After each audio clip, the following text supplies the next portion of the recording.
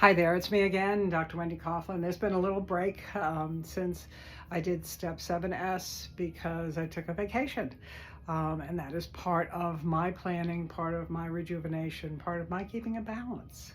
So I just want to throw that in there. I do practice what I preach, or I don't preach it typically. At any rate, as I've mentioned in other aspects of the sequel podcasts, I'm a person in long-term recovery. I just celebrated 42 years last week. Abstinence from all substances except caffeine. And I have a PhD in clinical psych, licensed as a mental health counselor. I have a long list of credentials and trainings under my belt because I love what I do. And the reason I am blessed to be able to do all of that is because I worked the initial 12 steps of recovery. And then I did make a list and envision the goals that I wanted for my future. And that's what Step 8S is about, starting to identify your goals. And goals come in three different sizes, if you will. The immediate goals, the short-term goals, and the long-term goals. Now we could break it into 5 sections or 6 or 10, whatever you care for. I like to keep the 3. The immediate is the stuff that you can get moving on right now. And that's just physical health and wellness and balance, Make sure that you do a checklist of Maslow's hierarchy of needs. In the bottom of that, there's that pyramid. You need basic shelter and food and sustenance. So make sure that you're living in a comfortable environment, and if not, put that on your immediate list. Just change your environment so it's comfortable. Make sure that you've got some routines that promote day-to-day living. Now, I talk to a lot of people about routines and they get upset because they don't want to be regimented, they don't want to be controlled. It's my belief that by having a routine, you're less regimented in some ways, certainly less controlled. If I know that every Wednesday I do my laundry, then on Wednesday I'm just automatically going to do my laundry, and I'm not going to run into this overflowing pile of dirty clothes and nothing to wear. I do that on Wednesday. If I know I do my food shopping on Friday, I keep a list and I go food shopping on Friday. It simplifies things if you have a routine. In the evening, when I'm getting ready to go to bed, I practice a reasonably good quality of sleep hygiene, and I have routines. I shut screens off. I do the basic cleaning stuff that has to happen in terms of washing my face and brushing my teeth and changing into night clothes from daytime apparel, setting the alarm. Sometimes I'll read when I'm in bed, sometimes I won't. It really depends. But I have a sleep hygiene. I have a protocol, a routine that I follow, so I don't have to think, okay, I think I should go to bed. I'm not sure, maybe I should stay up. I know what time I have to go to bed because I know what time I get up. And I know I personally need about 7 hours. The window, from all the sleep experts I've read, 6 to 8. 6 is kind of light for a lot of people. 8 is what a lot of people need. I do well on 7, so that's what I work with. And a good way to test how much sleep you need is, when do you naturally wake up? If you wake up before your alarm, most likely you're rested, and so it's time to get up. And one of the reasons I get up early in the morning, not only do I have work to come in for, but I like to exercise, and I have no time in my day. So I get up early and I go to the gym. And exercise is something I think we all need to include in our day-to-day practice. That should be an immediate goal if you don't already have it in your daily routines, because that promotes health and wellness and mental stability, decreases anxiety, improves depression. There's nothing bad to be said about exercise, at least cardiovascular exercise. But you can choose what you want to do. Some people play pickleball. That's really popular these days. Others run marathons, not I. Some people play tennis, really good. Take that racket, hit something. If you have any anger, it's perfect. And you have cardiovascular.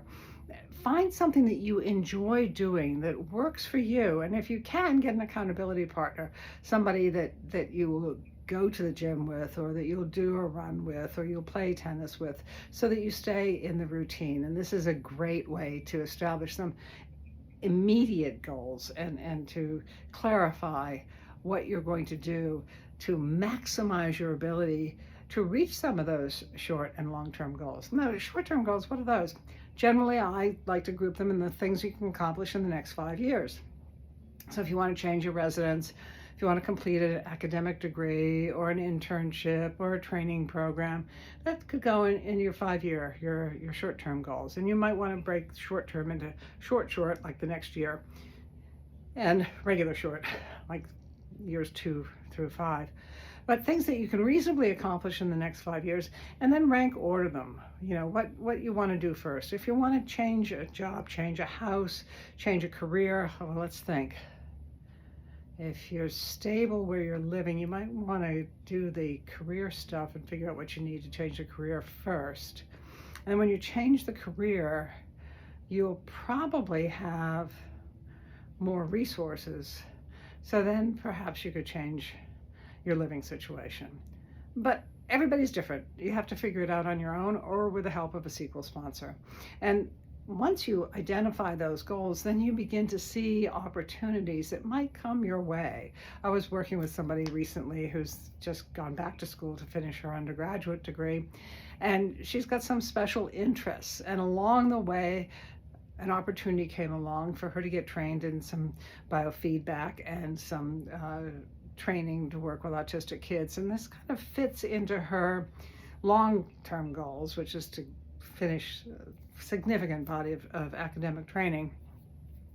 But she knew that she should jump on these opportunities because she knew what her long-term goal is. So let's talk about long-term goals for a minute. If you know where you want to end up, you'll likely get there or close. If you don't know where you want to end up, you might be really stagnant. The analogy that I use is when you're driving. If you were to leave where you are right now and get in the car, but you didn't have a goal, do you pull out of the driveway? And if you do you turn left or right? And then at the next intersection, do you turn left or right? And at every opportunity to go in a different direction,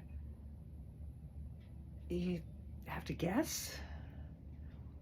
Whereas if you have a goal, I'm using the analogy of driving, and you know you want to get to the grocery store or you want to get to the beach, again, I use beach references because I live in Florida, you sort of probably know how to get there. If you don't, Siri will help you, or Google Maps, or one of our AI assistants will get you there, or you might even have a sense of how to get there yourself.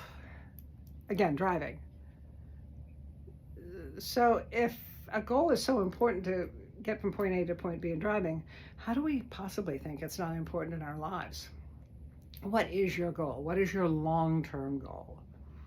And if you know what it is, then you see the opportunities that come your way to obtain training, to obtain positions, to change jobs, if you want to go into management, and that you're top heavy where you're at, you might want to go to a different company or a different store, and find a place where there's some room to grow.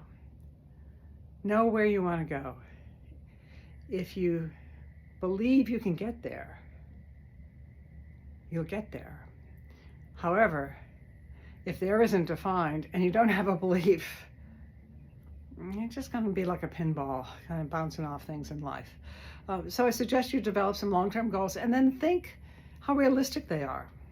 I do know people in their 40s who went back to medical school, but for most of us, it's a pretty unrealistic goal. But if it's been a burning need, then you might finish it. You might actually be able to do it, and you convince a medical school to accept you. You know, I took 17 years off between my master's, my descent into addictive disease, and my return to academia. But it was always there. And when a friend called me and said, hey, I'm going to do a doctoral program with such and such school, do you want to consider, doing it with me? I went, yes. I knew to say yes because I knew that this was something that matched my long-term goals. You don't know if you don't know what your long-term goal is. And if you're struggling with that, get a couple of them and do pros and cons for each goal. You don't want to have too many because then you'll just be going in 6 different directions again. You want to try to narrow it down. And if along the path, while going towards one goal, You get bored, you get disenchanted, you decide you're not really interested in doing that. Like a young woman I was working with who was going for nursing, and she just said no. So she's taken some time figuring out a new direction, and she'll head in a different direction. Don't force yourself, and please honor who you are. Don't go towards a goal just because somebody else says it's a good goal. Unless maybe if it's your committed partner for life, and then you might have to negotiate a little bit, but generally speaking, you want to honor yourself. And if you're an introvert, you do not want to go into sales. And if you're an extrovert, you do not want to go into IT. You know, there's some pretty good rule outs in terms of your personality. So consider that, make a list. Step 8, make a list of those goals you envision for your future. And as you did in 5S, share it with God, yourself, another human being, so that they can help. Kind of check in, see how you're doing on your goal. That's all for now. Thanks and have a great day. Don't forget, Kismet, keep it simple and make it fun.